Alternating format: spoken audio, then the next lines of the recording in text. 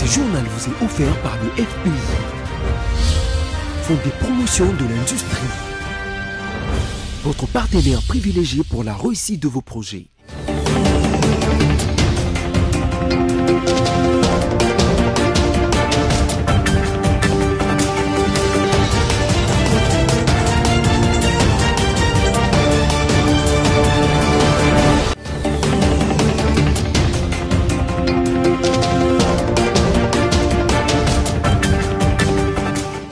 Il est l'heure de vous informer, mesdames, messieurs, bienvenue et voici tout de suite le sommaire. Il se tiendra du 9 au 10 février 2020 à Addis Abeba, le sommet ordinaire de l'Union africaine. Durant ces assises, l'Égypte devrait céder la direction de l'organisation panafricaine à un pays de l'Afrique centrale. Et puis le maire de la ville de Kananga dans la province du Kasaï central a interdit la circulation de motos au-delà de 20 heures. L'autorité urbaine justifie sa décision par le souci de préserver le conducteur de moto et leurs clients des agressions et autres guet-apens dont ils sont victimes. Et puis cette actualité en dehors de nos frontières, l'ancien président du Kenya, Daniel Arap Moi, est décédé ce mardi 4 février 2020 à l'âge de 95 ans. Des suites d'une courte maladie. C'est ce qu'a révélé un communiqué du président Uhuru Kenyatta. Un deuil national est désormais observé au Kenya.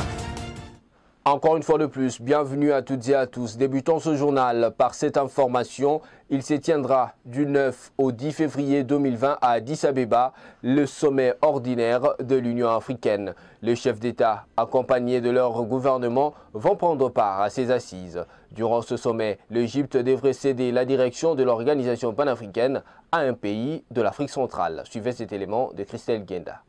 Le 9 au 10 février 2020 à Addis Abeba, le chef d'État et de gouvernement de pays africains seront en sommet ordinaire. Parmi les faits marquants attendus, il y a principalement le passage des témoins de l'Égypte à l'Afrique du Sud. L'année suivante, 2011, cette dernière devrait céder la direction de l'organisation panafricaine à un pays de l'Afrique centrale. Élue l'année passée à la deuxième vice-présidence du bureau de l'organe suprême de l'Union africaine, la RDC pourrait succéder cette année à l'Afrique du Sud à la tête de l'organisation continentale. Seulement, ceci requis est le maintien du consensus de pays de l'Afrique centrale autour de Kinshasa qui devrait aussi exprimer un certain leadership au niveau sous-régional et inventer des initiatives intéressantes pour la région. Un an après l'élection du président Tshisekedi, ce défi n'est pas encore relevé. La RDC elle-même a besoin du soutien régional aux efforts de neutraliser des groupes armés qui défient l'autorité de l'État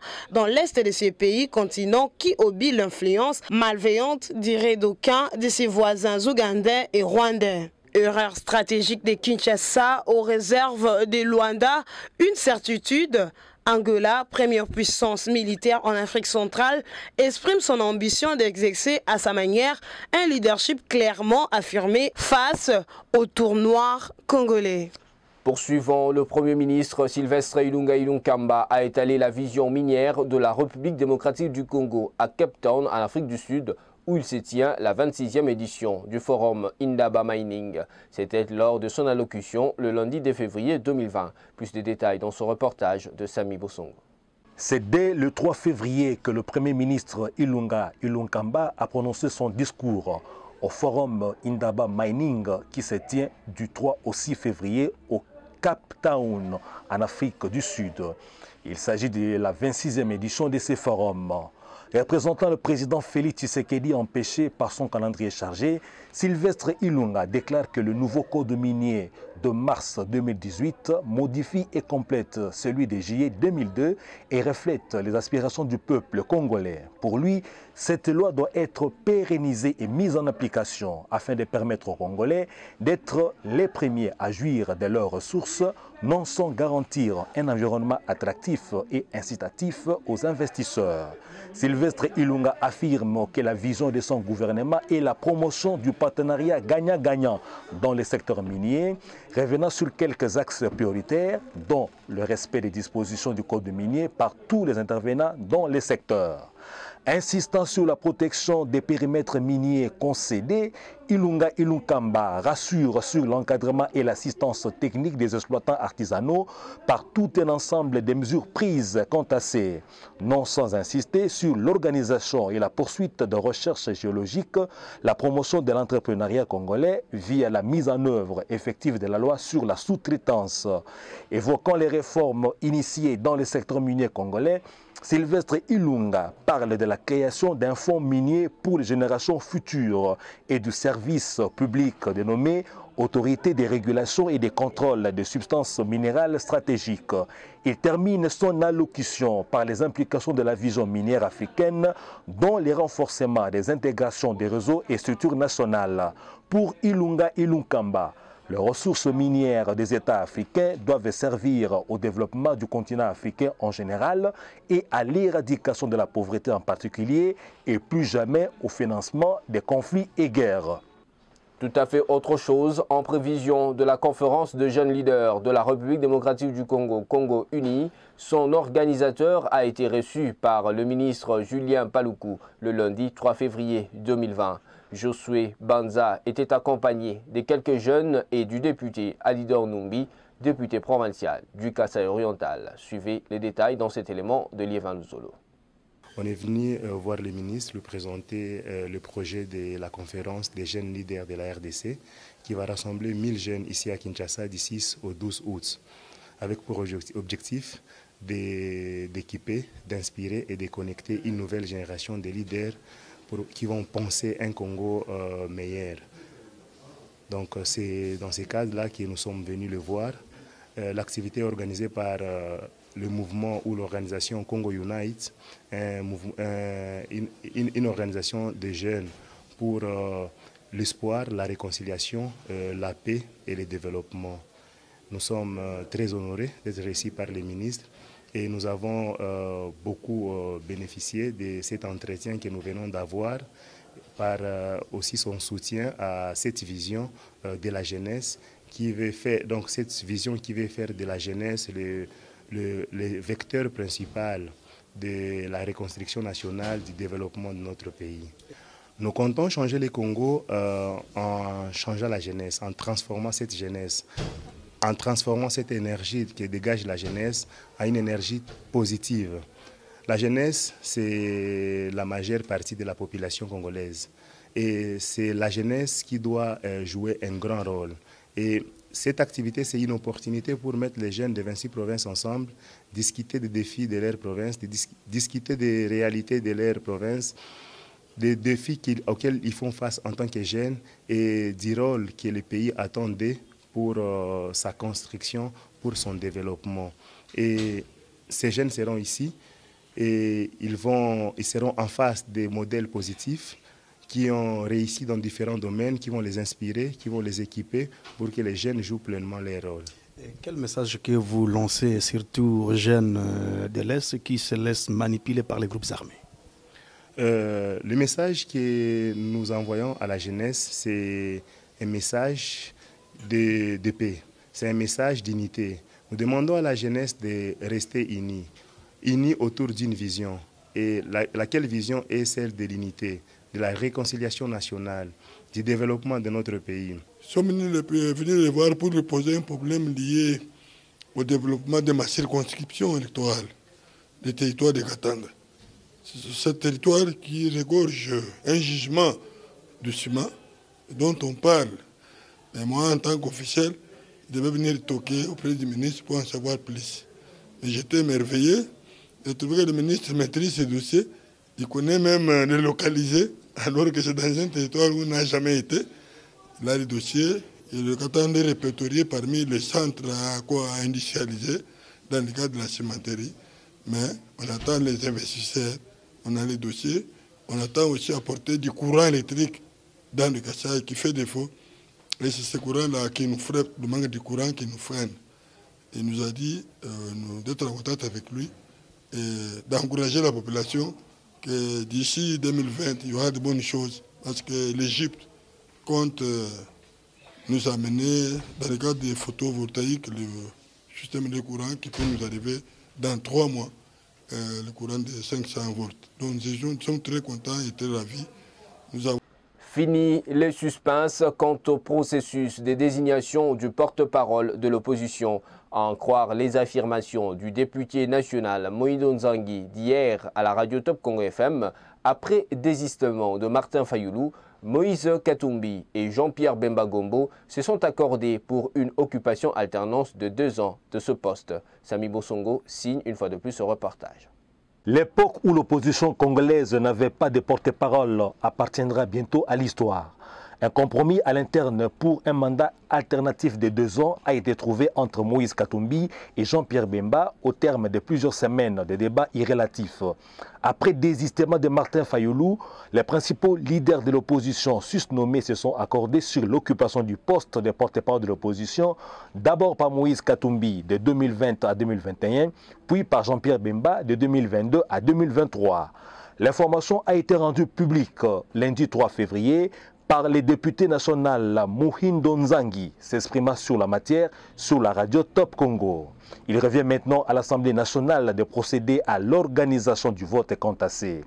Outre la loi numéro 07/008 du décembre 2007 portant statut de l'opposition politique qui prévoit l'organisation du vote pour le choix du porte-parole de l'opposition, la Constitution stipule qui la rend de ministre d'État et jouit des avantages et immunités bénéficiant d'une dotation du trésor public. L'opposition a sollicité l'implication du président Félix Tshisekedi, qui, dans plus d'une adresse à la nation, veut qu'il y ait un contradicteur attitré pour le bien de la démocratie congolaise.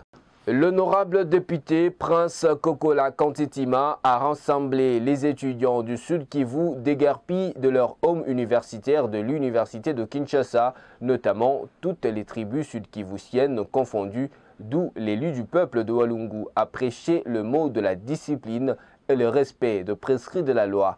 Il a enfin chuté en rappelant que l'enfant du Sud Kivu ne se verrait jamais au mouvement de vandalisme et violence. Images et commentaires.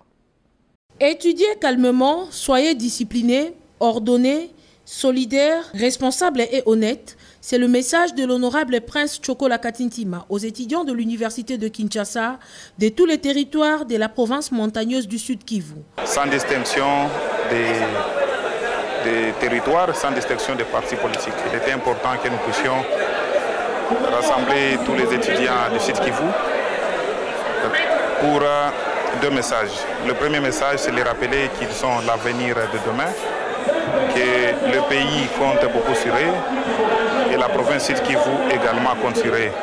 Pour ce faire, il faut beaucoup de discipline dans leur travail.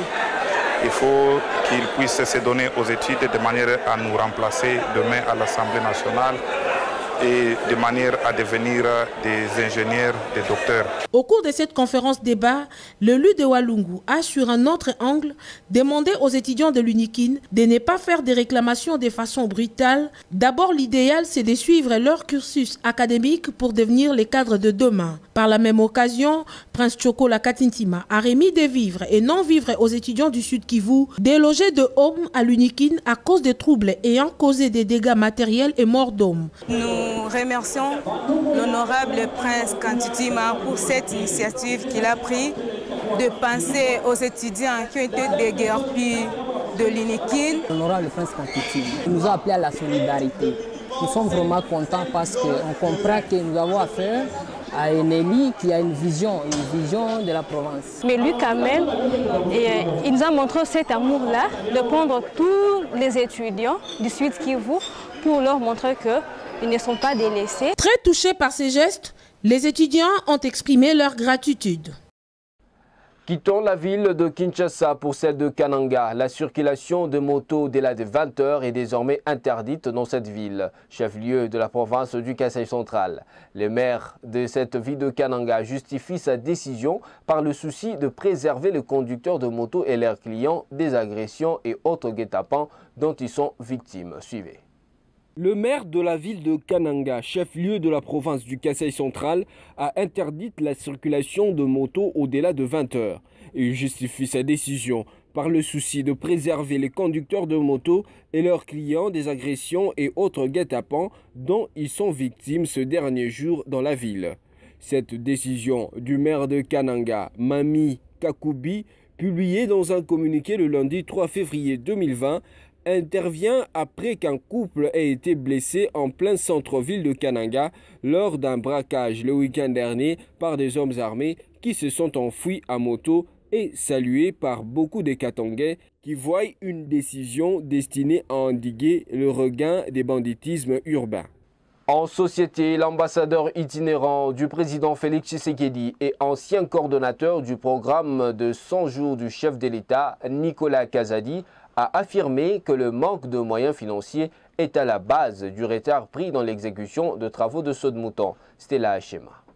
Manque de moyens financiers à la base du retard pris dans la construction des sauts de moutons, a affirmé Nicolas Kazadi, ambassadeur itinérant du président Félix Tshisekedi et ancien coordonnateur du programme des 100 jours du chef de l'État congolais. S'exprimant le 3 février 2020 sur la radio onusienne, Nicolas Kazadi a précisé que c'est normal que tout ne soit pas achevé si les chantiers ne sont pas totalement financés. Principalement, la raison du retard dans l'exécution des travaux et les manques de moyens, il ne faut pas être naïf, ce n'est pas avec 200 ou 300 millions de dollars américains que nous allons résoudre les problèmes accumulés pendant des décennies, a-t-il indiqué. Nous n'avons pas encore bouclé les financements pour le saut des moutons, poursuit-il, qui est une grande difficulté. Le dernier chiffre que j'ai été 58% pour l'exécution financière et 70% pour l'exécution physique. Pour rappel, au total 10 sauts de moutons sont en construction à Kinshasa, capitale de la RDC, dans le cadre du programme d'urgence des 100 jours du chef de l'État. À ces jours, seul le saut de mouton de Kinsuka Pompage, dont les travaux ont débuté en avril 2019, est arrivé à terme selon le directeur général de l'Office de voirie et drainage. Terminons ce journal par cette information en dehors de nos frontières. L'ancien président du Kenya, Daniel Arap Moi, est décédé ce mardi 4 février 2020 à l'âge de 95 ans des suites d'une courte maladie. C'est ce qu'a révélé un communiqué du président actuel du Kenya, Uhuru Kenyatta. Un deuil national est désormais observé jusqu'à ce funérail dont la date sera connue sous peu. Images et commentaires. L'ancien président du Kenya, Daniel Arap Moi, qui a dirigé le pays depuis 1978 à 2002, est décédé à l'âge de 95 ans, a confirmé le cabinet du président Uhuru Kenyatta ce mardi 4 février 2020. Daniel Arap Moi a effectué une longue présidence au bilan controversé. Finalement, sous la pression des Occidentaux et de la société civile, Daniel Arap Moi a accepté le retour du multipartisme après une manifestation réprimée dans le sang en 1991. Au regard des Kenyans, Daniel Arap Moi avait gardé une certaine affection et il était âgé. Et le politicien continuait d'ailleurs à lui rendre visite et à le consulter car il restait influent, notamment dans sa communauté kalenjienne. Certains vont retenir de lui l'image d'un despote, d'autres celle d'un homme de paix ayant maintenu la stabilité du pays, dit un communiqué du président kenyan Uhuru Kenyatta. Un deuil national sera observé jusqu'à ce funérail dont la date n'a pas été communiquée, précise encore le même communiqué. Ce journal est terminé. Si vous nous avez pris en cours des diffusions, voici pour vous le rappel de principaux titres. Il se tiendra du 9 au 10 février 2020 à Addis Abeba, le sommet ordinaire de l'Union africaine.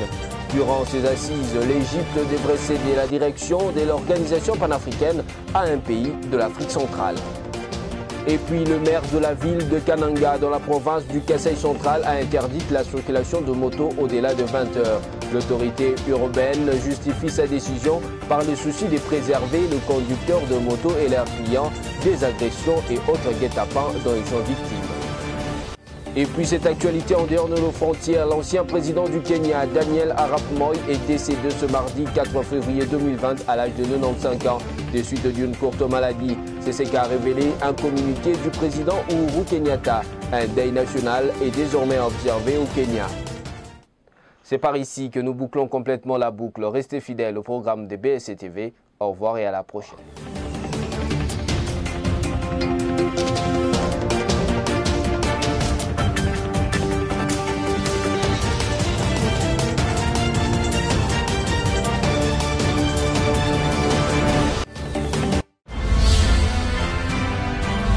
Ce journal vous a été offert par le FPI, font des promotions de l'industrie. Mesdames, Messieurs, bienvenue à la lecture de médias en ligne sélectionnés et résumés pour vous sur BSC Télévision. C'est mardi 4 janvier 2020. Ouvrons cette revue de presse avec les sites actualité.cd qui titre à sa une RDC, tension à Yumbi.